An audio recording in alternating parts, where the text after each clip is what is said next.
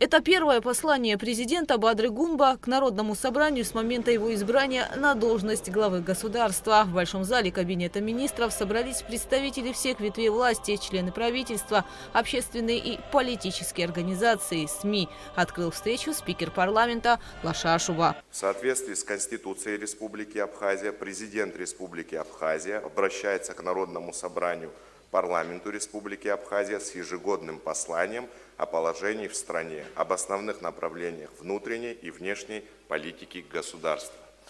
В зале присутствует достаточное количество депутатов для того, чтобы приступить к работе. Заседание предлагаю считать открытым. Свое выступление президент открыл словами великого абхазского и российского писателя и прозаика Фазиля Искандера. Глава государства подчеркнул, что открытость, внимание к людям и честный обмен мнениями могут стать основой доверия.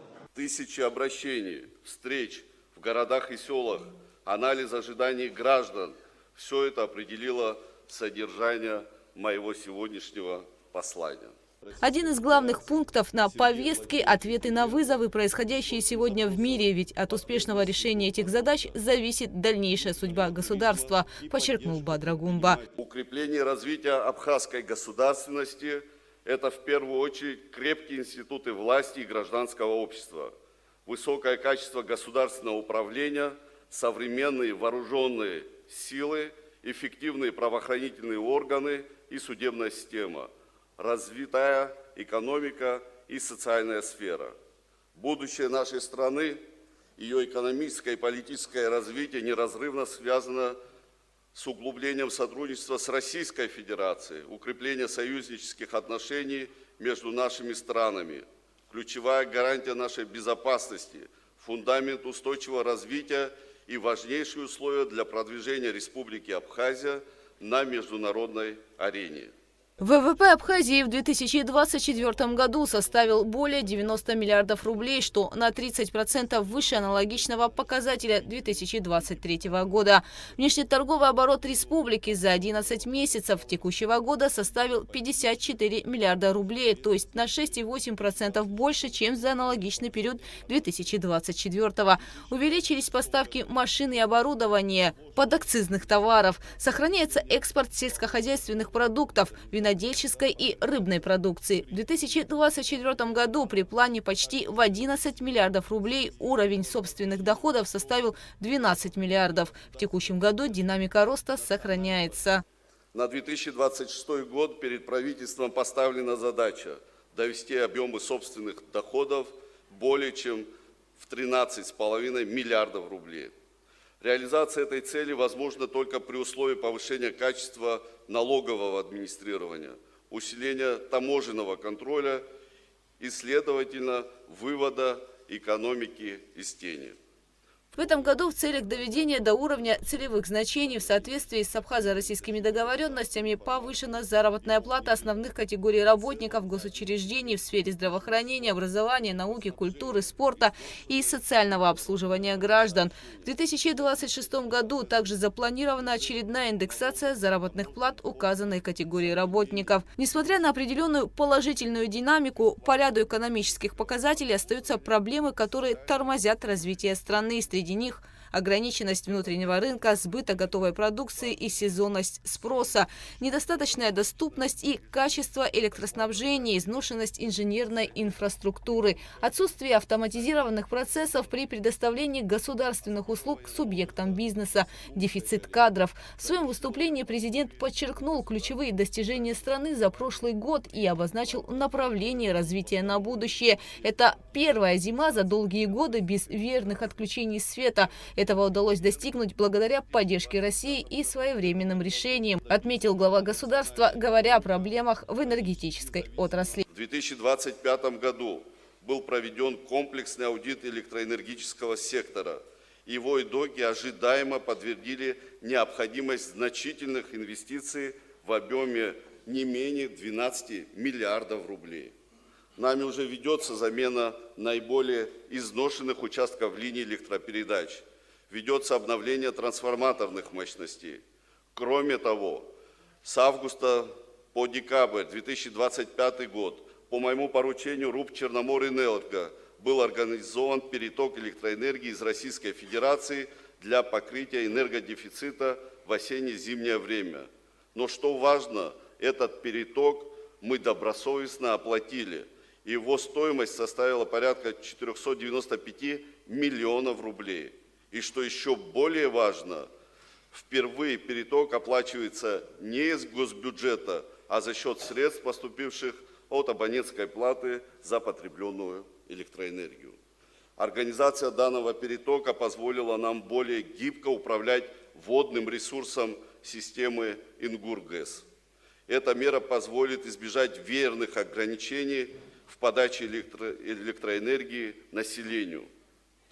Около 23 тысяч приборов учета планируют установить в многоквартирных домах Абхазии на первом этапе в 2026 году. На это направят порядка 940 миллионов рублей. Президент поручил выработать предложение по диверсификации энергоисточников, приступить к проработке внедрения альтернативных источников энергии. Бадра Гунба объявил 2026 год годом села. В условиях стремительного прогресса и отрыва людей от корней абхазское село поможет сохранить народ, страну и язык, считает президент. Глава государства поручил правительству в 2026 году напрямую финансировать из программы господдержки аграриев по 1 миллиону рублей на каждое село в Абхазии. Сельские жители смогут самостоятельно решить, на какие первоочередные нужды необходимо направить эти средства. Мы часто и справедливо отмечаем, что село – это основа основ нашего народа. В современный век стремительного прогресса и отрыва людей от корней абхазское село – это то, что позволит нам сохраниться как народу, а значит, сохранить нашу идентичность. Дорогие друзья, перед нами стоят серьезные задачи, поставлены приоритетные цели. Их реализация требует устойчивого экономического развития, слаженной работы исполнительной власти в тесном взаимодействии с законодательной и судебной властью и высокой ответственности перед всем обществом. Президент в своем выступлении коснулся и вопросов здравоохранения. Из достижений выделил открытие ангиографической операционной в Республиканском сосудистом центре и проведение диспансеризации детей. Говоря о реформах в системе здравоохранения, подчеркнул необходимость модернизации в этой сфере. Ситуация, когда мы декларируем бесплатную медицину, а в это время в государственных учреждениях страны оказание услуг фактически является платным, и это никак не регулируется государством, более невозможно. Плата взимается, используя государственное имущество, медицинское оборудование, расходные материалы, площади и электроэнергию. По моему поручению в августе текущего года начата разработка нормативно-правовых актов, обеспечивающих реализацию закона Республики Абхазия о здравоохранении, которая будет определять гарантированный объем бесплатной медицинской помощи, а также перечень, порядок и условия оказания платных услуг, предоставляемых в государственных медучреждениях. Президент коснулся и вопросов социального обеспечения и демографической политики. В 2025 году государством профинансировано 9 ведомственных и 1 межведомственная целевые программы. Их общее финансирование в текущем году составило более 660 миллионов рублей. Поддержаны направления, охватывающие такие сферы, как оказание медицинской помощи и реабилитации инвалидов Отечественной войны народа Абхазии, лечение граждан за пределами и на территории республики. Говоря о безопасности, глава государства отметил необходимость перехода к более эффективной модели оборонного строительства. По мнению Бадры Гунба, один из важных шагов – формирование вооруженных сил на профессиональной основе. Это потребует значительных инвестиций, но в перспективе такая система даст качественно иной уровень боеспособности и управляемости. Туризм, транспорт, логистика, образование и сохранение культурной идентичности Абхазии, развитие цифровых технологий, внутренняя и внешняя политика – это те важные темы, которых также коснулся президент в своем выступлении. Российская Федерация является стратегическим союзником Республики Абхазия, гарантом нашей безопасности и ключевым партнером в социально-экономическом развитии. Как президент Республики Абхазия я рассматриваю абхазо-российское сотрудничество как безальтернативную основу внешнеполитического курса нашего государства. Позиция нашего народа неизменна. Укрепление и развитие всестороннего стратегического партнерства с Российской Федерацией отвечает коренным национальным интересам Абхазии. При моей личной... Глава государства подчеркнул, что открыт к диалогу со всеми общественно-политическими силами страны, в том числе с представителями оппозиции. Мы обязаны общаться со всеми, теми, кто настроен работать на благо нашего государства, будь то он представитель власти, сторонник власти, оппонент власти. Здесь не может быть иных подходов. Процитирую великого сына абхазского народа, второго президента Сергея Васильевича Багапш. Для меня не существует оппозиции.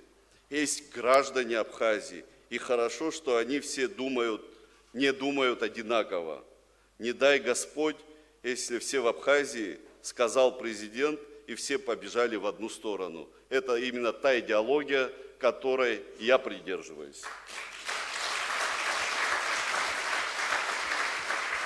По завершению послания представители различных ветвей власти, депутаты бывших созывов, общественные и государственные деятели выделили ключевые моменты выступления.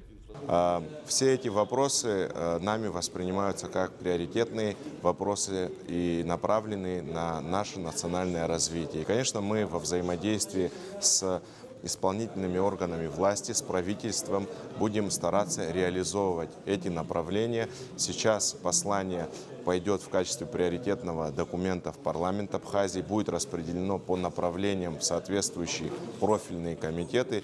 И уже с начала следующего года мы будем обсуждать параметры послания. Мне что больше всего понравилось, это вот то, что в скором будущем мы получим проект бюджетного кодекса. У нас идет цифровизация нашей экономики, здравоохранения, обороны, внутренних дел. Практически по всем направлениям нашей жизнедеятельности, начиная с телемедицины, цифровизация охватывает все сферы народного хозяйства, и, будущее улучшение деятельности наших основных фискальных органов и Министерства по налогам и сборам, и Государственного таможенного комитета. Это очень важно, это улучшить и администрирование, которое приведет к существенному увеличению нашего республиканского государственного бюджета. У нас идет хорошая динамика увеличения собственных доходов бюджета. Сегодняшнее мероприятие, которое прошло, показывает о том, что президент готов беседовать с обществом, отвечать на запросы общества. И об этом он постоянно говорил в своем выступлении. Прежде всего, он говорил о сохранении абхазской идентификации. Затем, если говорить об остальных вопросах, это самое главное вопрос экономики. Он очень много рассказывал о том, что каким путем будет развиваться. Прежде всего, это развитие малого бизнеса, поддержка сельского хозяйства, предприятий. И уделил внимание о том, что надо реформировать налоговую систему. Это вопрос давно назрел, его необходимо сделать. Кроме того, он очень большое внимание уделил молодежи, молодежной политике. И мне, как заведующему кафедрой Абхазского госуниверситета, приятно, что он уделил большое внимание Абхазскому госуниверситету. Все сферы были охвачены, это очень важно, но мне показалось, что есть серьезное понимание нашей демографии, без которой мы можем оказаться в такой демографической яме, что мы не выкарабкаемся и мы подорвем свое государство. И практически с этим можно увязать главное, на мой взгляд, в этом послании, чем это послание отличается от посланий прежних президентов и так далее, это на самом деле разворот в сторону села. И то, что 26-й год объявляется годом села, очень важно, потому что мы не можем не понимать, что как бы мы ни старались город сделать таким, каким он должен быть, все равно этот процесс затянулся. А вот что касается села, в котором было все, что нужно для нашего государства, Там все меняется все эти годы, это понятно. Редеющая и такая худеющая, скажем, вот деревня для нас это очень большая опасность. И поэтому вот этот новый постулат и ориентир это очень, очень важно. Но мне очень понравилось два момента завершения. Первое то, что значит, этот год будет объявлен годом села. Абсолютно правильная постановка. А вкупе с тем, что еще там шла речь о льготах для сельских учителей, о том, что надо восстановить программу «Сельский учитель» и так далее, о том, что значит, поддержка на селе со 150 миллионов вырастет до 500. Все это создает такой мощный тыл к тому, чтобы село все-таки у нас возродилось в полном смысле, как действительно как очаг, как хранитель всего того, что есть абхазское. И очень понравилось мне то, что решен вопрос с музеем Владислава Ардзенба. Я думаю, это такая точка, хорошее завершение его года в Гудаутах. То, что касается музея Ардзенба, там, где значит, есть его мемориальный комплекс, эта идея старая, она еще была в 2014 году. Но, наконец, вот она получает свое реальное воплощение. Хочу и о социальной сфере сказать, где столько сделано, еще предстоит делать. Да, очень важно, что он отметил отдельно добровольцев. Это тема, которую мы вообще не имеем права забывать ни в коем случае. Очень важно, что говорил о том, что нужна поддержка многодетных семей, 3 и более.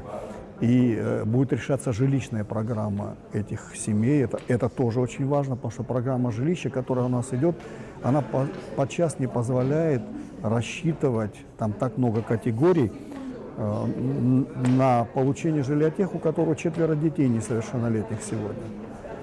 И вот стык этой программы жилья и с программой, связанной с выделением жилья репатриации, мне кажется, абсолютно правильный ход, чтобы в обществе не было никаких разночтений и так далее. Понравилось то, что надо избежать места компактного поселения репатриантов, тоже важно. Они должны быть расселены во всей республике Абхазия, чтобы адаптироваться к нам, а не сохранять те традиции, которые исключительно у них есть.